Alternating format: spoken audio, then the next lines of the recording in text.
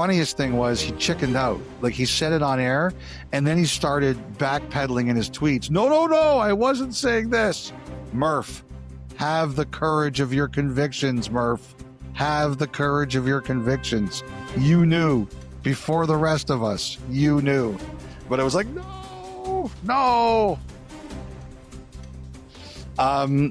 It's clear Rutherford knew he could go back to it, and he knew what contract it would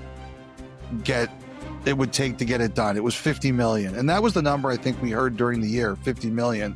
And that's what it was. And, someone said to me, Besser probably could have gotten an 8th year. And I said, maybe, but I think the bigger thing was the number, and the number was 50. And clearly Rutherford knew that. Now, they wanted Christian Dvorak. They got beat by Philadelphia. That was a Tocchet-Rutherford tug of war for Christian Dvorak, and Tocchet won this one. It's interesting. I think the Canucks offered him term, and Dvorak taking 1 year, that's a guy who's betting on himself a little bit here. He sees the league needs centers. He had a really strong finish to the year. It's interesting. I know a lot of guys who would have taken term in that situation, but he bet on himself. And I think it's a very interesting bet because, as I said, I think a lot of other guys would have taken term.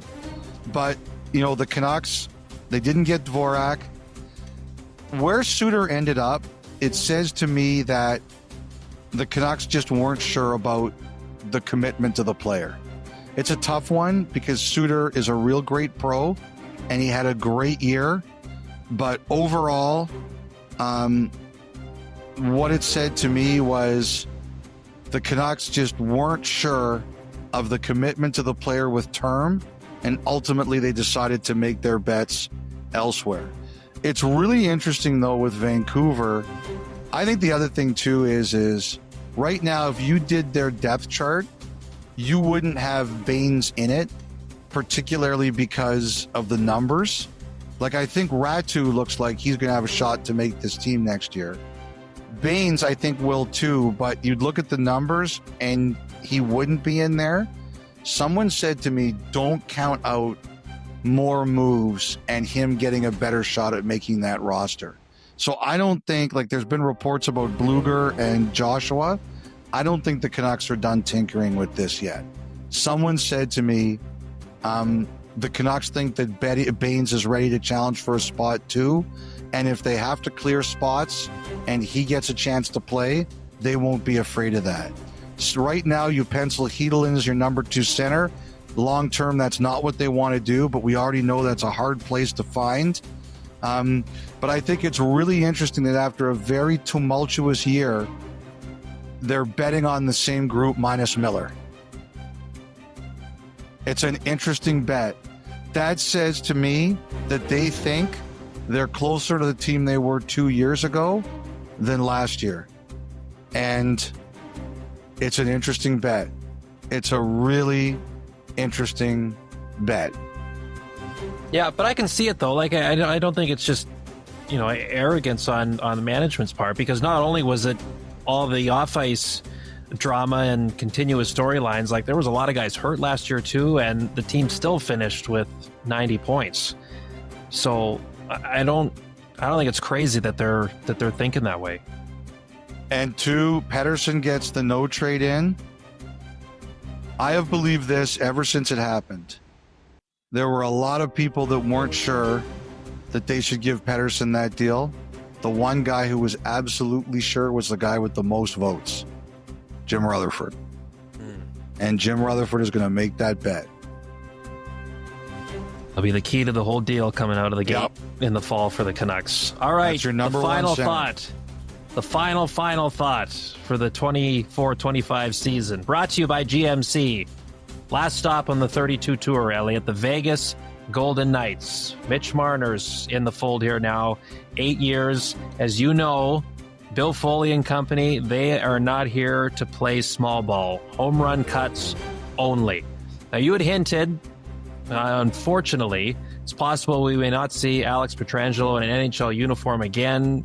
He referenced in his statement that came out from the team a few days ago, the likelihood is low. So that's one thing that they've got to deal with. But one of the big priorities was more firepower on the wing, and they've got that with Mitch Marner in the fold here now. From a hockey point of view, it's a great move. As you said, I thought their biggest weakness was on the wing last year. They just didn't scare you enough. Down the middle, you love them. On the blue line, you love them. But on the wing, they didn't scare you.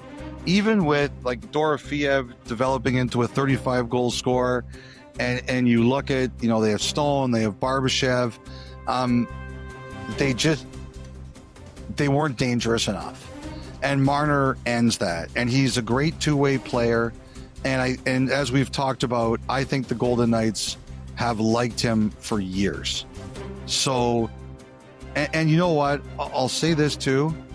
I think the other reason it really works for Marner is I think there was just too much around him in Toronto.